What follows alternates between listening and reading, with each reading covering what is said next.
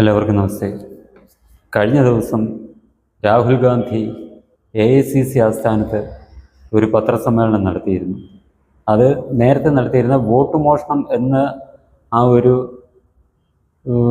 വിഷയത്തിൽ തന്നെയാണ് കഴിഞ്ഞ ദിവസം നടത്തിയിരുന്നത്. നമുക്ക് അറിയാം, നേരത്തെ അദ്ദേഹം നടത്തിയിരുന്ന പത്രസമ്മേളനത്തിൽ ഈ പവർ പോയിൻറ്റ് പ്രസൻറ്റേഷനൊക്കെ നടത്തിയത് വോട്ടർമാരെ വ്യാജമായി ചേർക്കുന്നു എന്ന് പറഞ്ഞായിരുന്നു, വോട്ട് മോഷണം എന്ന് പറഞ്ഞ് പത്രസമ്മേളനം നടത്തിയത്. അതിനകത്തിൽ അദ്ദേഹം പറഞ്ഞതെല്ലാം തെറ്റാണെന്ന് പിന്നീടത് തെളിയിക്കപ്പെടുകയുണ്ടായി. ഇദ്ദേഹം ഓരോ ആരോപണങ്ങൾ ഉന്നയിച്ചിട്ട് ഇലക്ഷൻ കമ്മീഷൻ അതിൻ്റെ തെളിവ് ചോദിച്ചിട്ട് അദ്ദേഹം അതിന് തയ്യാറാകാതെ ബീഹാറിൽ ഒരു 1300 കിലോമീറ്റർ ഒരു യാത്ര നടത്തി. ഇതിന് ശേഷം അദ്ദേഹം നേരെ ഒരു മുങ്ങ് മുങ്ങി. മലേഷ്യയിലെങ്ങാണ്ട് കുറേ സ്ത്രീകളുമായിട്ടൊക്കെ ഈ കറങ്ങുന്നതായിട്ടുള്ള ചിത്രങ്ങളുമൊക്കെ സോഷ്യൽ മീഡിയയിലൊക്കെ പ്രചരിച്ചിരുന്നു. അത് തന്നെയല്ല, മറ്റൊരാരോപണം ഉണ്ടായത് ഇന്ത്യ വിരുദ്ധനായിട്ടുള്ള, ഇന്ത്യക്കെതിരെ പ്രവർത്തിക്കുന്ന, ഇന്ത്യ തീവ്രവാദ പ്രവർത്തനം നടത്തുന്ന ഈ സക്കീർ നായിക്ക് അവിടെയാണ് താമസിക്കുന്നത്. അയാളെ കാണാൻ കൂടിയാണ് രാഹുൽ ഗാന്ധി മലേഷ്യയിൽ പോയത് എന്നാണ് പറയുന്നത്. അയാളുമായിട്ട് ചർച്ച നടത്താനും ഇന്ത്യ വിരുദ്ധ പ്രവർത്തനം നടത്താനും ഒക്കെ ആയിട്ടുള്ള ചർച്ച നടത്തിയെന്നൊക്കെ പറയപ്പെടുന്നു. അതിനെക്കുറിച്ചൊന്നും നമുക്ക് അറിയത്തില്ല, കാരണം ആ വിവരങ്ങളൊന്നും പുറത്തു വരുന്നില്ല എന്നുള്ളത് കൊണ്ട്. ഇന്നലെ നടത്തിയതിനകത്തിൽ വോട്ടർമാരെ വ്യാജമായി മാറ്റി വോട്ടർ പട്ടികയിൽ നിന്ന് നീക്കം ചെയ്തു എന്ന് പറഞ്ഞൊരു പത്രസമ്മേളനമാണ് അദ്ദേഹം നടത്തിയത്. അതിനകത്തിൽ പറഞ്ഞതും എല്ലാം വളരെ ഏറെ തെറ്റാണ് എന്നുള്ള കാര്യം അത് നമ്മൾക്കെല്ലാം മനസ്സിലായി. കാരണം നമ്മുടെ ഈ ഇവിടുത്തെ നമ്മുടെ ഈ സമ്പ്രദായം അനുസരിച്ച് വോട്ടർ പട്ടികയിൽ നിന്ന് ഒരാളെ നീക്കം ചെയ്യണമെന്നുണ്ടെങ്കിൽ ഒരു കേന്ദ്രീകൃത സംവിധാനത്തിലൂടെ നടക്കുകയില്ല എന്നുള്ള കാര്യം നമുക്കറിയാം. അത് മറച്ചു വെച്ചുകൊണ്ടാണ് രാഹുൽ ഗാന്ധി പറഞ്ഞത് ഒരു കേന്ദ്രീകൃത സംവിധാനത്തിൽ കൂടി ഇലക്ഷൻ കമ്മീഷൻ ഇടപെട്ട് BJP സഹായിക്കാൻ വേണ്ടി വോട്ടർമാരെ നീക്കം ചെയ്തു എന്നാണ് പറഞ്ഞത്. അങ്ങനെ പറ്റില്ല എന്നുള്ള കാര്യം നമുക്കെല്ലാം അറിയാം. കാരണം നമ്മൾ ഒരാളുടെ പേര് നീക്കം ചെയ്യാൻ വേണ്ടി ഫോം 7 കൂടി ഒരു അപേക്ഷ കൊടുത്തു കഴിഞ്ഞാൽ പല ഘട്ടങ്ങളിൽ ഉള്ള ഒരു പ്രവർത്തനങ്ങൾക്ക് ശേഷം അവസാനം ആരുടെ പേരാണ് നീക്കം ചെയ്യപ്പെടേണ്ടത് അവർക്ക് നോട്ടീസ് അയച്ച് അവർ നേരിട്ട് അവരോട് സംസാരിച്ച് അല്ലെങ്കിൽ അവരുടെ അഭിപ്രായം തേടിയതിന് ശേഷമാണ് ഒരാളെ വോട്ടർ പട്ടികയിൽ നിന്ന് നീക്കം ചെയ്യുന്നത് എന്നുള്ള കാര്യം നമുക്കറിയാം. ഇന്ത്യയിൽ അതാണ് ഇവിടുത്തെ രീതി. അത് നിയമപരമായും ഭരണഘടനാപരമായും അങ്ങനെ ചെയ്യാൻ കഴിയുള്ളൂ. ഇത് മറച്ചു വെച്ചുകൊണ്ടാണ് അദ്ദേഹം പറഞ്ഞത് അവർക്ക് വോട്ട് ചെയ്യുന്ന ന്യൂനപക്ഷങ്ങളെയും ദളിതരെയും ആദിവാസികളെയൊക്കെ ഇതിൽ നിന്ന് മാറ്റി വോട്ടർ പട്ടികയിൽ നിന്ന് നീക്കം ചെയ്തു എന്ന് പറഞ്ഞത്. അതിനെക്കാട്ടി രസമല്ല, അദ്ദേഹം പറഞ്ഞ ഒരു കാര്യം കൂടെ ഉണ്ട്. കഴിഞ്ഞ 10-15 വർഷമായി ഇതാണ് ഇന്ത്യയിൽ നടക്കുന്നത്. അദ്ദേഹം പരോക്ഷമായി കുറ്റപ്പെടുത്തിയിരിക്കുന്നത് കോൺഗ്രസിൻ്റെ ഗവൺമെൻറ്റിനെ തന്നെയാണ്. 10-15 വർഷം മുമ്പെന്ന് പറഞ്ഞാൽ കോൺഗ്രസ് ആണ് ഭരിച്ചുകൊണ്ടിരിക്കുന്നത്. BJP അധികാരത്തിലെത്തിയിട്ട് ഇപ്പോൾ 12 വർഷം ആകുന്നതേ ഉള്ളൂ. 12 വർഷത്തിന് മുമ്പ് തൊട്ട് 10-15 വർഷമായി ഇതാണ് നടക്കുന്നതെന്ന് പറഞ്ഞു കഴിഞ്ഞാൽ അതിനു മുമ്പുള്ള മൻമോഹൻ സിംഗിൻ്റെ കാലം തൊട്ട് വോട്ടർമാരെ നീക്കം ചെയ്യുന്നുവെന്നാണ് അദ്ദേഹം ഇതിൻ്റെ അർത്ഥം. അങ്ങനെ വരുമ്പോൾ അദ്ദേഹം കുറ്റപ്പെടുത്തിയിരിക്കുന്നത് അദ്ദേഹത്തിൻ്റെ പാർട്ടിയുടെ സർക്കാരിനെ തന്നെയാണ്, മൻമോഹൻ സിംഗിൻ്റെ സർക്കാരിനെയാണ്. അല്ലെങ്കിൽ അദ്ദേഹത്തിൻ്റെ അമ്മയായിരുന്നു അന്ന് മൻമോഹൻ സിംഗ് പേരിനൊരു പ്രധാനമന്ത്രിയാണെന്നുണ്ടെങ്കിലും ഭരിച്ചുകൊണ്ടിരുന്നത് അദ്ദേഹത്തിൻ്റെ അമ്മ സോണിയാഗാന്ധിയായിരുന്നു. അത് നമുക്കെല്ലാം അറിയാവുന്ന കാര്യമാണ്. പിന്നെ വളരെ വളരെ അപകടകരമായിട്ടുള്ള ഒരു കാര്യം കൂടി ഇതിനകത്തിലുണ്ടായിട്ടുണ്ട്. അദ്ദേഹം ബംഗ്ലാദേശിലും നേപ്പാളിലും ഈ അടുത്ത സമയത്തുണ്ടായ ചെറുപ്പക്കാർ കലാപം നടത്തി അവിടുത്തെ സർക്കാരിനെ മറിച്ചിട്ടു.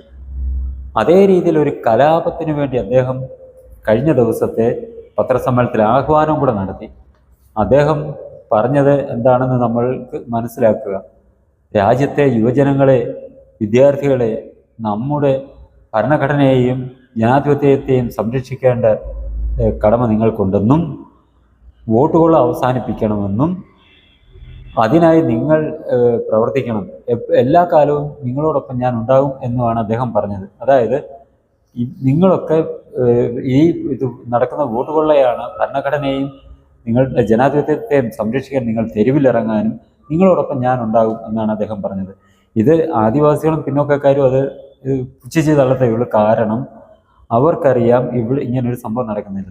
പക്ഷേ ഇദ്ദേഹം സഹകരിച്ച് പ്രവർത്തിക്കുന്ന കുറേ തീവ്രവാദ സംഘടനകളുണ്ട്. Jamaat-e Islami, popular front, SDPI പോലുള്ള തീവ്രവാദ സംഘടനകളുണ്ട്. അവർ ഇത് കേട്ട ഉടനെ അവർ തീവ്രവാദ പ്രവർത്തനങ്ങളാണ് അവർ നടത്തിക്കൊണ്ടിരിക്കുന്നത്.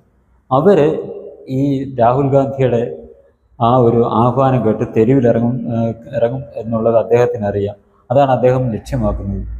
അവർ തെരുവിലിറങ്ങി കലാപം നടത്തിയാൽ ആ കലാപത്തോടുകൂടി ഗവൺമെൻറ്റിനെ താഴെ ഇറക്കാമെന്നും, അങ്ങനെ താഴെ ഗവൺമെൻറ് നരേന്ദ്രമോദിയുടെ നേതൃത്വത്തിലുള്ള സർക്കാരിനെ താഴെ ഇറക്കിയാൽ ഒരു ഒത്തുതീർപ്പ് ഭാഗമായി തനിക്ക് പ്രധാനമന്ത്രിയാകാം എന്നുമാണ് അദ്ദേഹം കരുതുന്നത്. കാരണം തെരഞ്ഞെടുപ്പിൽ കൂടി അദ്ദേഹത്തിന്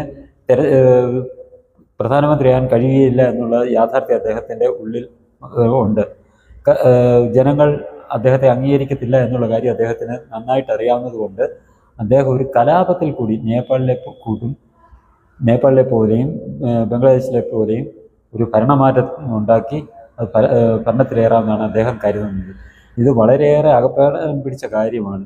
കാരണം ബംഗ്ലാദേശിലും നേപ്പാളിലും നടന്ന പോലെ ആയിരിക്കത്തിലൊക്കെ നമ്മുടെ ഭാരതത്തിൽ നടക്കുന്നത്. ഇവിടുത്തെ പട്ടാളം, ഇവിടുത്തെ സൈന്യം വെറുതെ നോക്കി ഇരിക്കും എന്ന് കരുതുന്നത് തെറ്റ്. അദ്ദേഹം ഉദ്ദേശിക്കുന്നത് തന്നെ കലാപത്തിനിറങ്ങിയ കുറേ പേരെ വെടിവെപ്പിലുമൊക്കെ കൊല്ലപ്പെട്ടു കഴിഞ്ഞാൽ ഈ കലാപം ന്യൂനപക്ഷങ്ങൾക്കിടയിൽ ഇതങ്ങ് കലാപം കൂടുതൽ രൂക്ഷമാക്കണം. അതായത് മുസ്ലിം സമൂഹത്തെ ഒന്നടങ്കം ഈ ഭാരതത്തിൻ്റെ സർക്കാരിനെതിരായിട്ട് കലാപത്തിന് ഇറക്കി വിട്ടിട്ട് ആ ഒരു ഗ്യാപ്പിൽ കൂടി പ്രധാനമന്ത്രിയാകാം എന്നുള്ള ലക്ഷ്യമാണ് രാഹുൽ ഗാന്ധി ഇപ്പോൾ അദ്ദേഹത്തിൻ്റെ നടപടികളിൽ കൂടി നമ്മുടെ മുന്നിൽ തുറന്നു കാണിക്കുന്നത്. പിന്നെ അദ്ദേഹം പറയുന്നുണ്ട് ബോംബെ ബോംബെ ബോംബെ എന്നും പറഞ്ഞ് നടക്കുന്നുണ്ട്. പണ്ടായിരുന്നേ മുംബൈയെ ഉദ്ദേശിച്ചാണെന്ന് പറയാം. ഇപ്പോൾ ആ പേര് മാറി മുംബൈ എന്നായി, ബോംബെ മാറി. ആറ്റം ബോംബ്, ഹൈഡ്രജൻ ബോംബ്, ഇങ്ങനെ പല ബോംബുകളുടെയും പേര് പറയുന്നുണ്ട്. അദ്ദേഹം ഉദ്ദേശിക്കുന്ന ബോംബിനെയും ചിലപ്പോൾ അറിയാവത്തില്ല, അദ്ദേഹത്തിൻ്റെ കുടുംബത്തിലുമായിട്ട് ബന്ധപ്പെട്ടതായിരിക്കും. നമ്മൾക്കെല്ലാം അറിയുള്ള കാര്യമാണ് നെഹ്റുവിൻ്റെ ജീവിതം. അദ്ദേഹം എഡ്വിന മൗണ്ട് ബാറ്റനുമായിട്ടുള്ള അദ്ദേഹത്തിൻ്റെ ആ ഒരു ബന്ധം അത് ഇവർ മൂടി വച്ചിരുന്നതായിരുന്നു. അദ്ദേഹം എന്ന് പറഞ്ഞാൽ രാജീവ് ഗാന്ധി, അതായത് രാഹുൽ ഗാന്ധിയുടെ അച്ഛൻ്റെ മുത്തച്ഛനാണ്. അതിനുശേഷം അദ്ദേഹത്തിൻ്റെ മുത്തശ്ശിയാണ്, അതായത് നെഹ്റുവിൻ്റെ മകളാണ് ഇന്ദിരാഗാന്ധി. ഇന്ദിരാഗാന്ധിയെക്കുറിച്ച് നല്ല സുന്ദരമായ കഥകൾ ഒരു എമോ മത്തായി എന്ന് പറയുന്ന കോൺഗ്രസിൻ്റെ വലിയൊരു നേതാവും ഇന്ദിരാഗാന്ധിയുടെ സെക്രട്ടറിയോ മറ്റോ ആയിട്ടിരുന്ന ഒരു മനുഷ്യൻ എഴുതിയ പുസ്തകത്തിനകത്തിൽ വിശദമായിട്ട് പ്രതിപാദിച്ചിട്ടുണ്ട്. പിന്നെ അതേപോലെ തന്നെ അദ്ദേഹത്തിൻ്റെ അച്ഛൻ്റെ കാര്യവും എല്ലാം അതൊക്കെ ആയിരിക്കും ഇദ്ദേഹം ഉദ്ദേശിക്കുന്ന ബോംബ് എന്ന് പറയുന്നത്. ആ ബോംബ് എന്തൊക്കെയാണെന്നുള്ള അറിയാൻ ആകാംക്ഷ ജനങ്ങൾക്കുണ്ട്. അത് അദ്ദേഹം അധികം താമസിപ്പിക്കാതെ പൊട്ടിച്ചാൽ അത്രയും ജനങ്ങൾക്കൊരു ആശ്വാസം ഉണ്ടാകും. കാരണം ഇപ്പോൾ അദ്ദേഹം ബോംബ് പൊട്ടിക്കും എന്ന് പറഞ്ഞാൽ ഒരു പടക്കം പോലും പൊട്ടിക്കാൻ അദ്ദേഹത്തിന് കഴിഞ്ഞിട്ടില്ല. ഈ സ്വന്തം കുടുംബത്തിലെ ഈ ബോംബുകൾ അദ്ദേഹം പൊട്ടിച്ച് വലിയൊരു ആറ്റം ബോംബായിട്ട് പൊട്ടിക്കാൻ അദ്ദേഹം ശ്രമിച്ചാൽ അത്രയും നല്ലത്. പിന്നെ ഈ രാഹുൽ ഗാന്ധി ഒരു മണ്ടനല്ല. നമ്മൾ മണ്ടനാണെന്ന് കരുതിയാണ് പപ്പുമോനെന്ന് വിളിക്കുന്നത്. മണ്ടനല്ല, വളരെ ബുദ്ധിപൂർവമാണ് അയാൾ ഈ പ്രവർത്തിക്കുന്നത്. അതായത് ഈ രാജ്യത്ത് കലാപം ഉണ്ടാക്കി സർക്കാരിനെ അസ്ഥിരപ്പെടുത്തുക. ഈ അദ്ദേഹത്തിൻ്റെ ബന്ധുവാണ് ജോർജ് സോറോസ്, അമേരിക്കൻ ഡീപ് സ്റ്റേറ്റിൻ്റെ. അയാളുടെ നിർദ്ദേശപ്രകാരമാണ് ഈ കാര്യങ്ങളെല്ലാം ചെയ്യുന്നത്. ഈ നമ്മുടെ കേരളത്തിൽ കുറേ മാധ്യമങ്ങളുണ്ട്.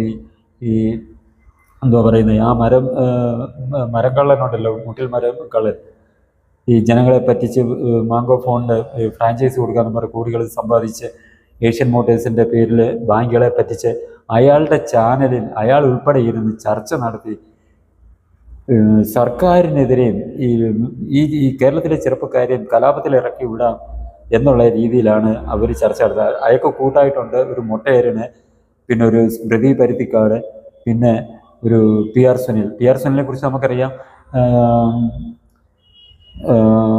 പൗരത്വ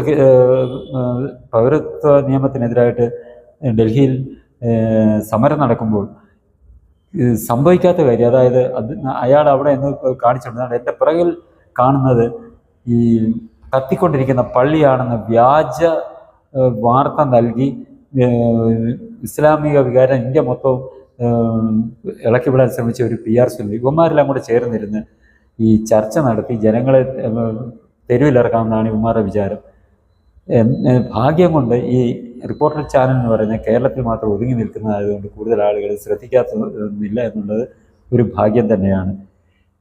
സത്യത്തിൽ സർക്കാർ ചെയ്യേണ്ടത് ഈ രാഹുൽ ഗാന്ധിയുടെ ഓരോ രഹസ്യമായിട്ടുള്ള വിദേശ സന്ദർശനത്തിൻ്റെ കൃത്യമായ അന്വേഷണം നടത്തി അദ്ദേഹം ആരെയൊക്കെ കാണുന്നുണ്ടെന്നും ആരുമായിട്ടൊക്കെയാണ് അദ്ദേഹം ചർച്ച നടത്തുന്നതും വിദേശത്തുള്ള അദ്ദേഹത്തിൻ്റെ ആക്ടിവിറ്റീസ് എന്തൊക്കെയാണെന്നുള്ള കാര്യം ജനങ്ങളെ അറിയിക്കാനുള്ള ഉത്തരവാദിത്വം ഇപ്പോൾ കേന്ദ്രം ഭരിക്കുന്ന സർക്കാർ കാണിക്കണം എന്നുള്ളത് ഇവിടുത്തെ ഈ ഭാരതത്തെ സ്നേഹിക്കുന്ന ജനങ്ങളുടെ ആവശ്യമാണ്.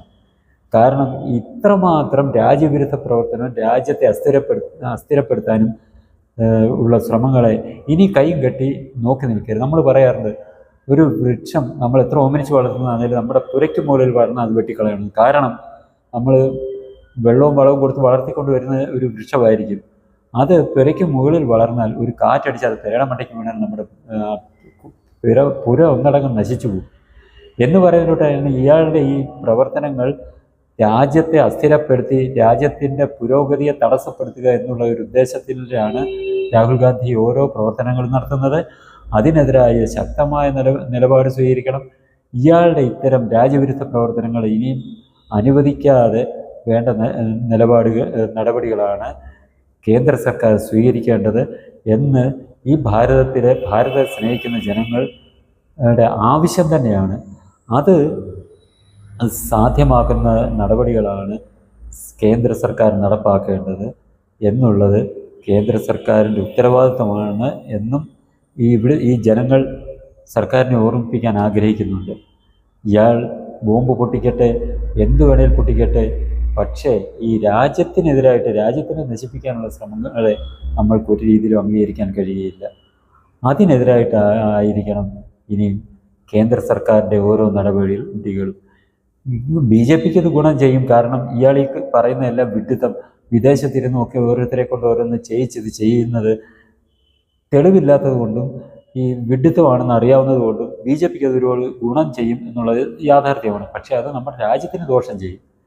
കാരണം ഇയാൾ പ്രതിപക്ഷ നേതാവാണ്, ഇയാൾ ഉത്തരവാദിത്തമുള്ള ഒരു വ്യക്തിയായിരുന്നുവെങ്കിൽ ഇങ്ങനെ എന്തെങ്കിലും സംഭവങ്ങളുണ്ടെന്നുണ്ടെങ്കിൽ എന്തുകൊണ്ട് നിയമപരമായിട്ട് കോടതിയെ സമീപിക്കുന്നില്ല? കോടതിയിൽ സമീപിച്ചാൽ കോടതി തെളിവ് ചോദിക്കും. തെളിവ് ചോദിച്ചാൽ കൊടുക്കാൻ ഇയാളുടെ കയ്യിൽ തെളിവില്ല.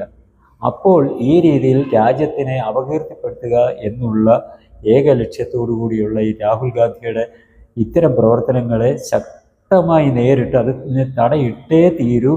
അല്ലെങ്കിൽ രാജ്യം കനത്ത വില കൊടുക്കേണ്ടി വരും എന്നുള്ള കാര്യം മറക്കാതിരിക്കുക. ഇനി ഈ ചാനൽ സബ്സ്ക്രൈബ് ചെയ്യാനും ബെൽ ബട്ടൺ അമർത്താനും ലൈക്ക് ചെയ്ത് ഷെയർ ചെയ്യാനും മറക്കരുത്.